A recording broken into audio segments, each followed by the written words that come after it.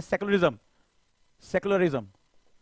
तो ये इस चीज को बताते हैं, जैसे रोमन साम्राज्य में था कि अगर हम यहां से बात करते हैं कि राष्ट्र का कोई धर्म नहीं होगा, राष्ट्र का कोई धर्म नहीं होगा। कितने लोगों ने यह सुना है?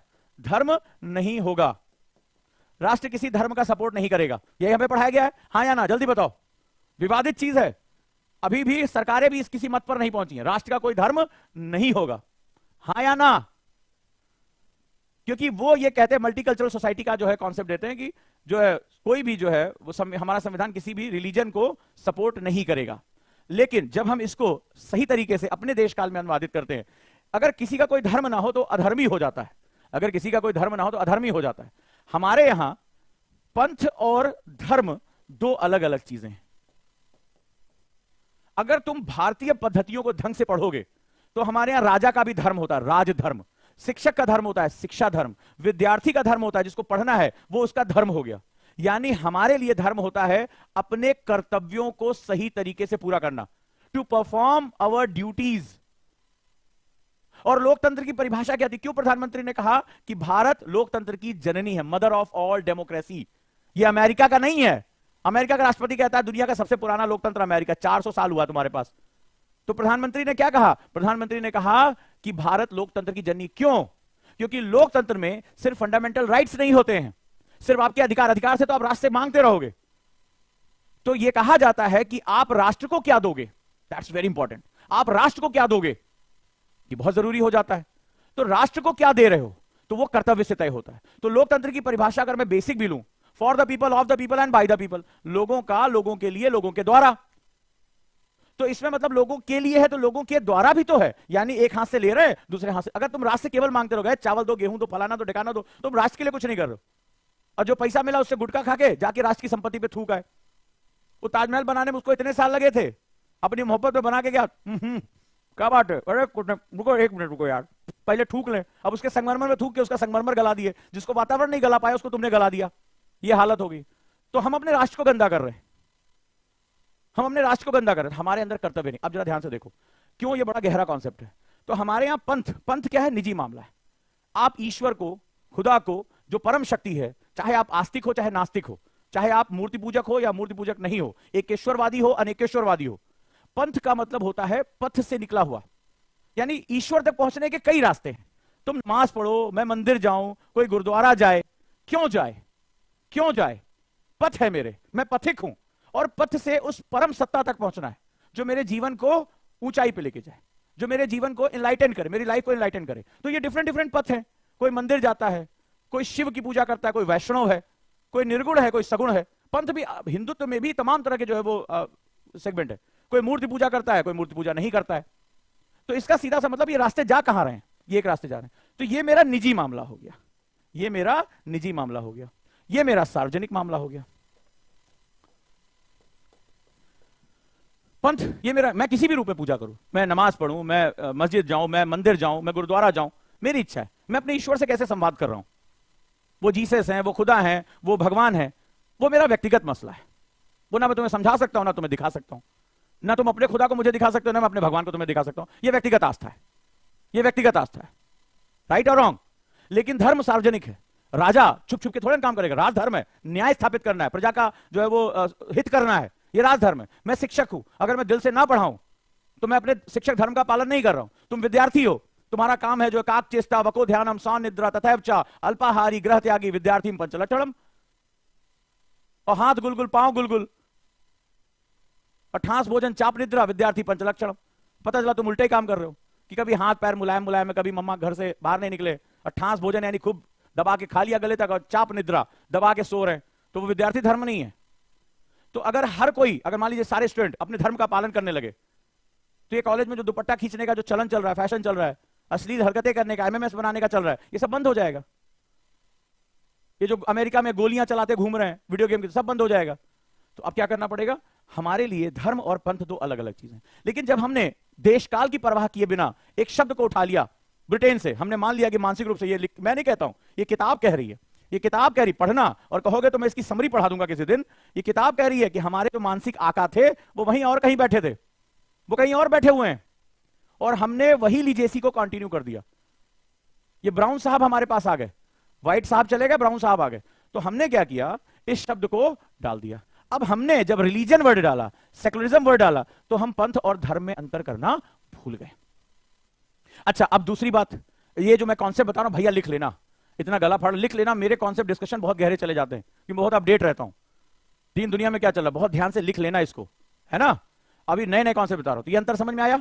तो धर्म, जो हमारे यहां धर्म है, धर्म मतलब होता है कर्तव्यों का पालन, हम ड्यूटीज की बात कर रहे हैं, ठीक। अब दूसरी बात, अब पहला सेकुलरिज्म समझ में आया। तो सेकुलरिज्म क्या कहेगा, भाई राष्ट्र का कोई धर्म नहीं है, तुम जो चाहे वो करो, सबको समान लेके चलो। लेकिन भारत कैसा देश है, भारत के बारे में जब तुम थोड़ी भी जानकारी कहोगे, टीना डाबी ने कहा भारत को जानो, ठीक है, और हर स्टूडेंट को, मैं यूपीएससी का हर स्टूडेंट को कहता हूं, कोई सब्जेक्ट पढ़ो चाहे ना पढ़ो, अपने राष्ट्र को पढ़ लो। भारत इकलौता ऐसा देश है जिसमें कोपेन के सभी जलवायु वर्गीकरण, सभी विविधताएं। अब जरा ध्यान से इस बात को सुनना, मैंने एक चीज कहा था कि भारत विविधता का देश है, डाइवर्स है, हमारे सिलेबस में भी है। भारत कैसा देश है, विविधता का देश है। It is a diverse country. Diverse का मतलब क्या होता है, मैंने एक एग्जांपल लिया था अपने तमिलनाडु के बच्चों को, जो हमारी हिस्ट्री की क्लास थी। एक बगिया है, एक बागीचा है जिसमें हर तरह के फूल हैं। जब एक बागीचे में हर तरह के फूल होते हैं, कोई लाल है, कोई पीला है, कोई जो है गुलाबी है, तो आपका मन बड़ा आनंदित होता है। तो भारत नाम का एक बागीचा है जिसमें अलग अलग रंग, रूप, बोली, भाषा, त्योहार, संस्कृति, ये लोग हमारे साथ जुड़े हुए हैं। तो भारत एक डाइवर्सिटी है, और डाइवर्सिटी का मतलब होता है कि हम एक धारा की अलग अलग शाखाएं हैं, और ये हमें बहुत सुंदर, बहुत विस्तृत बनाती हैं। हम सम्मान करते हैं, हम एक ही दिन मकर संक्रांति मनाते हैं, तो हम दूसरे धर्म में अलग अलग त्योहार मनाते हैं। हम बिहू भी मनाते हैं, हम पोंगल भी मनाते हैं, हमारे तरीके अलग हैं और हम इनका सम्मान करते हैं। यह भारत की विविधता है। लेकिन जब आप इस किताब को पढ़ोगे तो वेस्टर्न ने हमारे साथ एक गेम खेल दिया, यही इसका आंसर होगा। इस क्वेश्चन का आंसर बड़ी डेप्थ में है, ठीक है। और इस वेस्टर्न ने हमारे साथ एक गेम खेला। क्या खेला, इसने हमारी विविधता को, लिख लेना और जरूरत पड़े तो इंटरव्यू में मार के चले आना, हमारी विविधता को हमारी भिन्नता बना दिया। यानी हमारी डाइवर्सिटी को उसने हमारे डिफरेंस सेट कर दिए।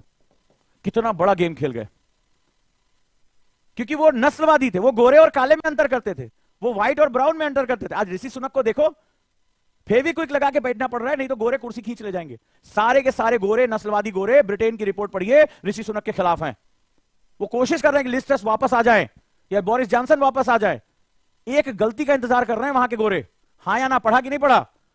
वो बर्दाश्त नहीं कर पा रहे कि जिसके ऊपर हमने 190 साल जूते के नीचे रखा, प्लस 70 साल और जोड़ लो उसमें, कि उन्हीं की सत्ता लगभग किसी ना किसी रूप में चलती रही, वो हमें अपना माई बाप मानते रहे। आज वहां का एक भारतीय किस तरह हमारा प्रधानमंत्री बन गया, बर्दाश्त नहीं हो रहा उनसे, बर्दाश्त नहीं हो रहा, तमाम तामझाम कर रखे। अब जरा ध्यान से सुनो इसको।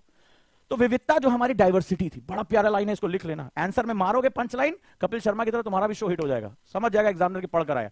हमारी जो विभिन्नता, हमारी जो विविधता थी, हमारी जो डाइवर्सिटी थी, डाइवर्सिटी जीन पूल को स्ट्रॉन्ग करती है।